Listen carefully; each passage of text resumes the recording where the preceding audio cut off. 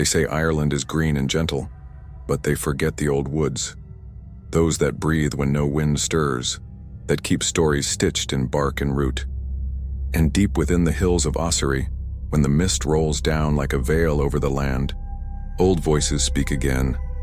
I know because I heard them. My name is Brother Marcus, a humble priest of Christ, once a traveler in the service of the church, now a prisoner of memory and shadow. This tale I speak of took place many winters ago in the year of our Lord 1182, when I journeyed through the eastern slopes of the Slieve Bloom Mountains, a place wrapped in fog and folklore.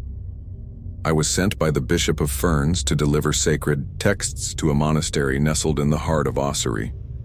My road was rough and rarely traveled, the sky forever cast in gray, as if the heavens themselves were unsure of this land. On the third day of my journey, as twilight kissed the treetops and the cold sank into my bones, I heard a voice, not the howl of a beast but the desperate call of man. It came not from the path ahead but from the woods to the left beyond the bramble and birch. I paused. Few would leave the road in such dim light. Fewer still would answer a call from the woods, in a land where the old ways never quite died. But I was young then and full of faith. I pushed through thorns and twisting branches until I came to a clearing, and there, beneath the tangled limbs of an ancient oak, stood a creature unlike any I had known. A great gray wolf, eyes gleaming, not with wildness but with pain, and then it spoke.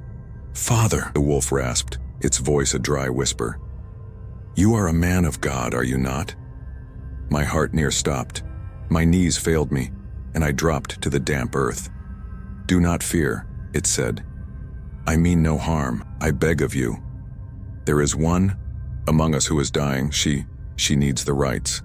The beast sat on its haunches, not like a predator but like a penitent. Its breath came in misty clouds, and still I could not believe. What are you?" I asked, clutching my crucifix.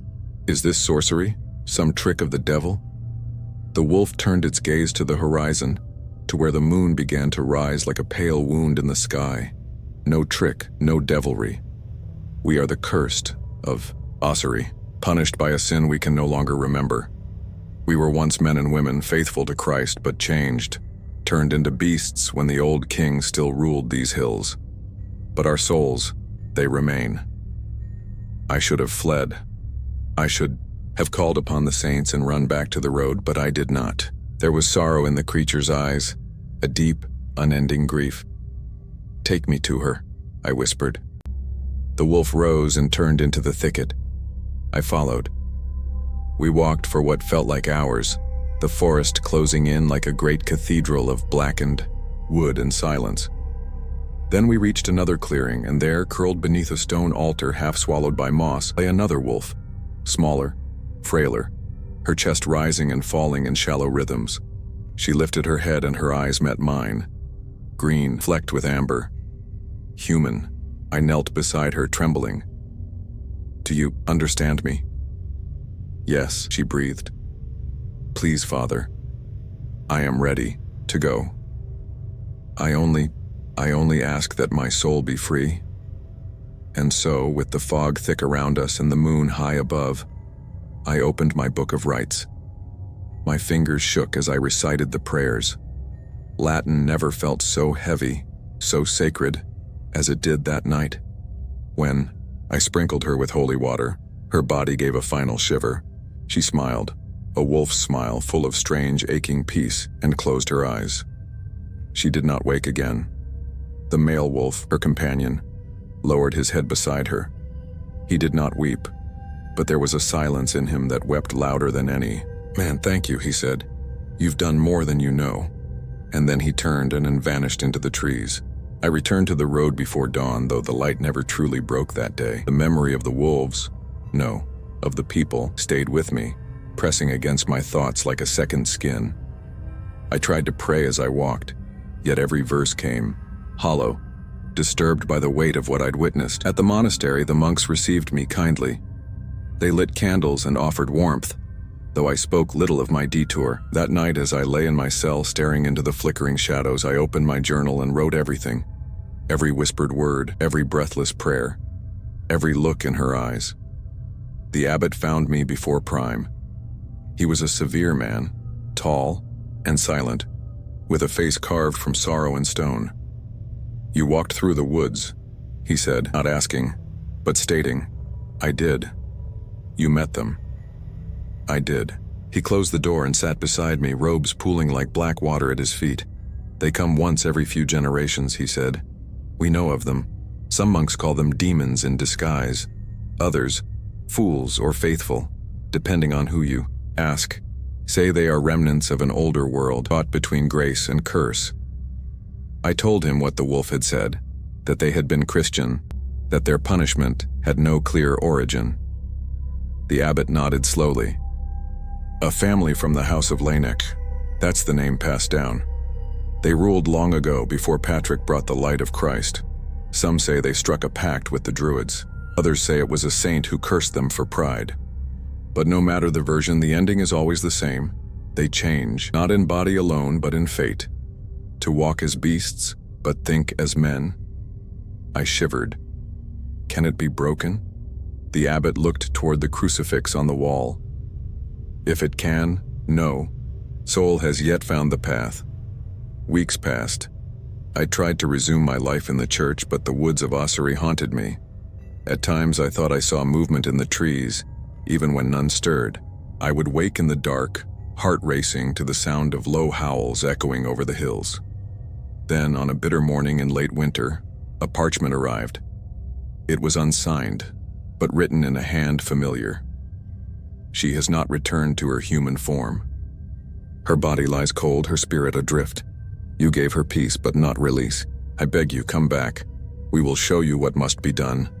It was madness, it had to be. Yet still, I went. The forest greeted me like an old sorrow, unchanged. The same oak trees whispered, the same mist crept across my path.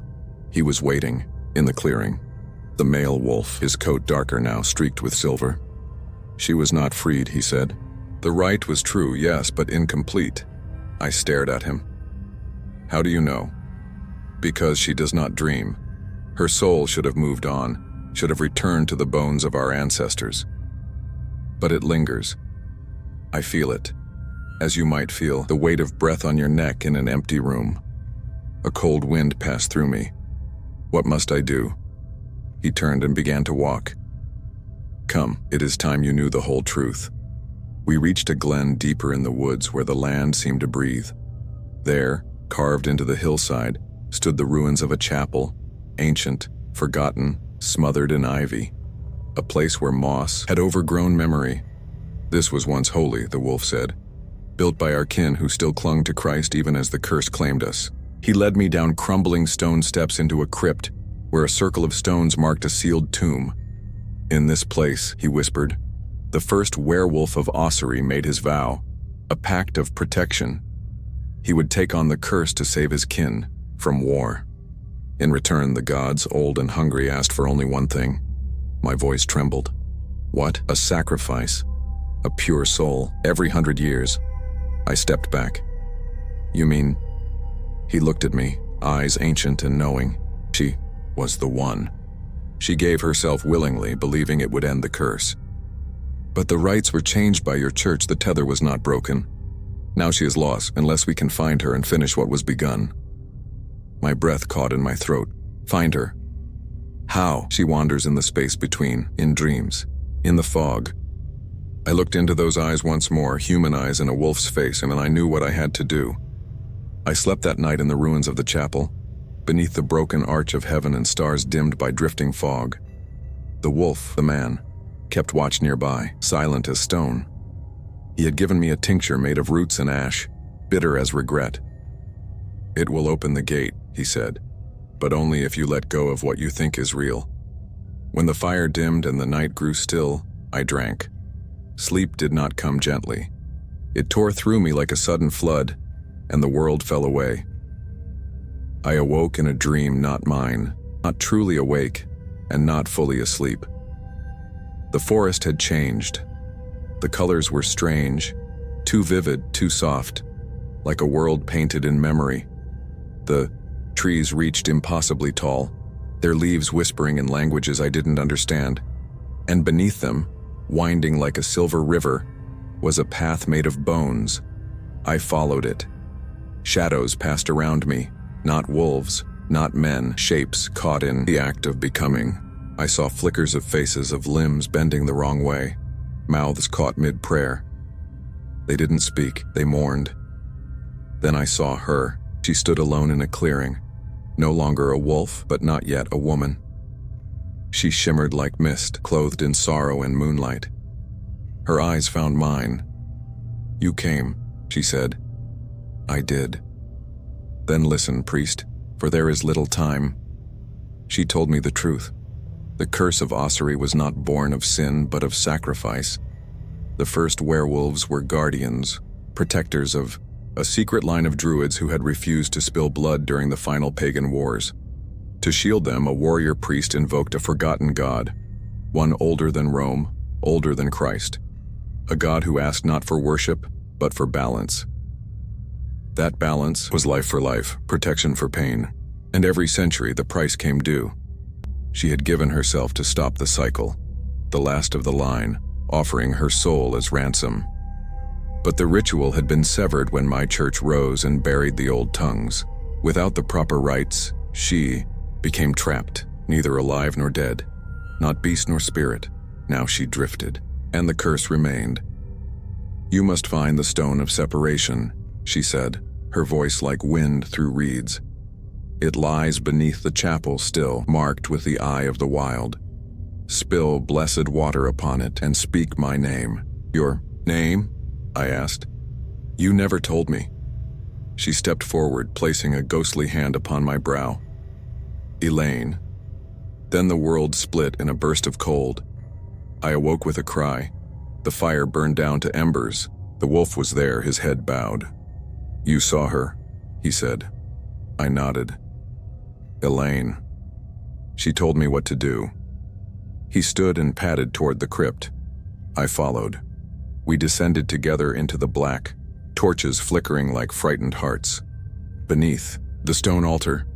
The wolf scraped at the earth until his claws struck something solid, a slab of ancient stone, smooth and dark, veined with silver. At its center, a symbol.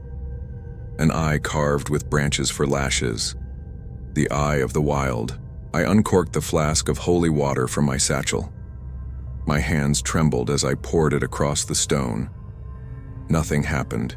At first, then a hum, deep, low, not sound but feeling, began to rise from beneath our feet. The eye began to glow faintly, and I spoke. "Elain, daughter of Ossory, guardian of the path, be free." The stone pulsed with light. The wolf beside me let out a long, mournful howl, and from above, from the very air around us, came a soft, whispered breath. "Thank you." Then silence. We emerged from the crypt before dawn. The air felt different. The mist no longer clung, but drifted freely, like smoke finally released from a fire. The wolf stood beneath the bare sky. He looked older now, lighter. "It is done," he said. "And the curse?" He looked to the trees. "We shall see.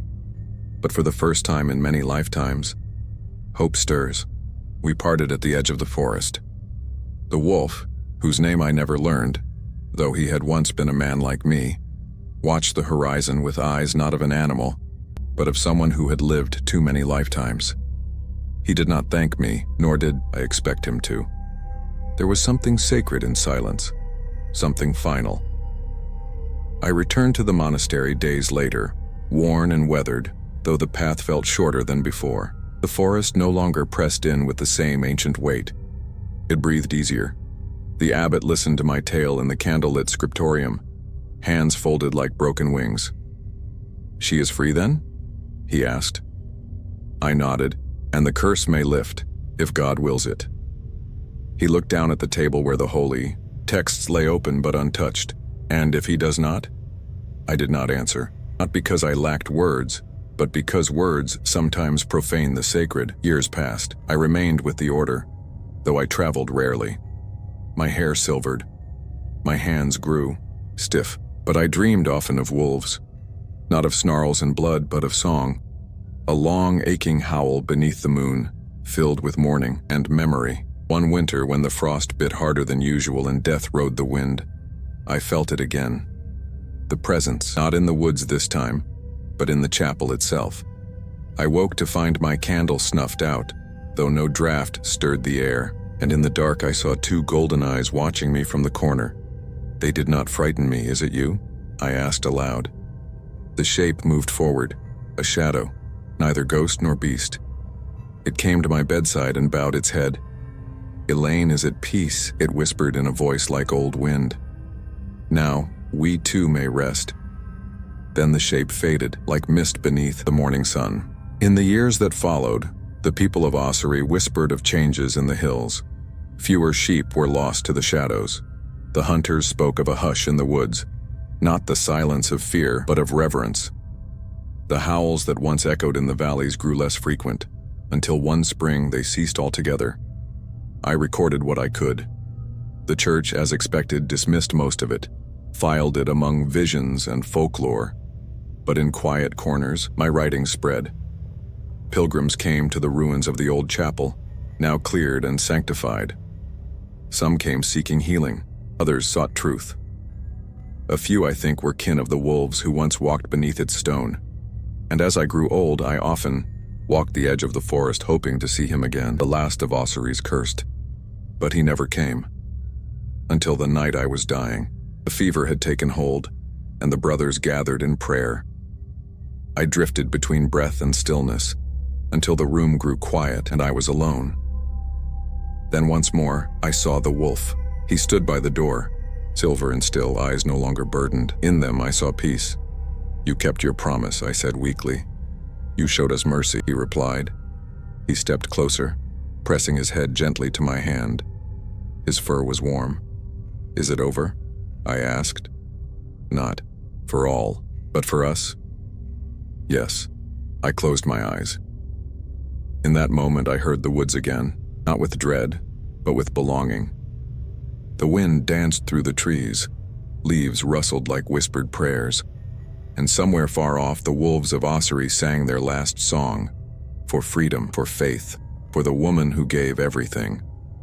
To this day, some say the werewolves of Ossory still walk, not as beasts of fear, but as watchers of the wild, guardians of the old promise, who once bore a curse to protect what was sacred. And if you listen closely, on cold nights when the wind comes down from the hills, you might hear them still and not howling but singing a requiem, a hymn, a tale too true to be forgotten. If you enjoyed this story and want more chilling legends and terrifying tales, make sure to like this video. It really helps us out. You can also click on our Ultimate Werewolf playlist to watch more horror and cryptid stories. The link is in the description below. And if you love horror, folklore, and unexplained mysteries, subscribe to the channel and join our growing community of fear seekers. But don't stop there. Turn on notifications by clicking the bell icon so you never miss a new story. Because in the world of horror, the scariest things happen when you least expect them. And trust me, you don't want to be left in the dark. Welcome to the darkness.